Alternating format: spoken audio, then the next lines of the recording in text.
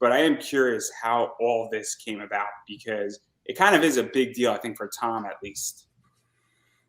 Yeah, I know CB's worked for like Dynamite and all kinds of other, or sorry, not Dynamite, Devil's Due, Yeah. and some other folks. So, but this was the first book I'm doing for somebody else. And basically it came about a year ago, this time last August. I was talking with Nick Barucci, who's the head of Dynamite, and we were talking about something else, something with the comic book shopping network, live sales, just general chit chat. And when we were done, I just kind of threw out, I was like, so what's up with your chaos stuff? What's going on? And he was like, well, we have this thing with Purgatory and this thing and this thing. I was like, oh, okay. And so I was like, so let me know when you need some bad kitty, in your life over there. And basically just kind of, kick the door open a little bit. And apparently it was more than enough to kick it wide open, because his response was immediately, yeah, why don't we crowdfund something like that? And I was like, oh my God. All right. I was not prepared for like an immediate answer. But it was great. And I was like, oh, okay, well, let me tell you what I think we should do with this thing. And then his next thing was, well, who do you want, to do the book with you?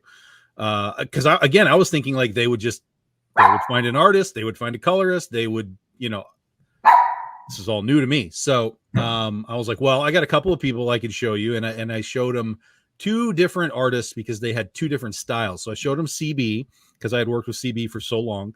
And then I showed him Carlos Reno, and they have very different styles. Because again, I don't know if the editors are going to want a style for it, or, this was all on the fly. And so they were like, well, what do you think? What do you think is going to work? And I was like, well, I think that CB would probably, because we've been working together on Goth Day and other stuff that we've done, and this is going to be kind of like a darker, it's not really a horror story. It is kind of, it's sort of supernatural horror and mystery and whatever. I was like, I think CB really would kind of, make this work. And they were like, cool, we're in. We like what he does. We like the samples.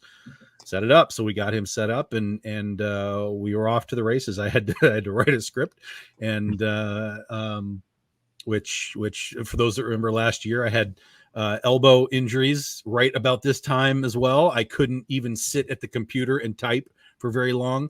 I was in the middle of doing my stuff, and then I had to do this thing, and I was like, oh my God, I'm an invalid right now. This is terrible.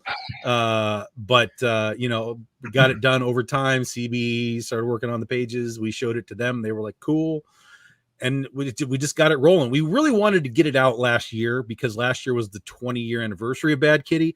But because we got the idea in basically the last quarter of the year, it was going to be very difficult. And so we eventually realized that, yeah, okay, let's just, everybody take your time. Let's get the cover artist lined up. Let's let CB have time to do it. Let's have Chris have time to color it, and just, we're going to miss that anniversary, but we're going to make an awesome book. And so that's kind of where we were at the tail end of last year, and then finishing up the book earlier this year.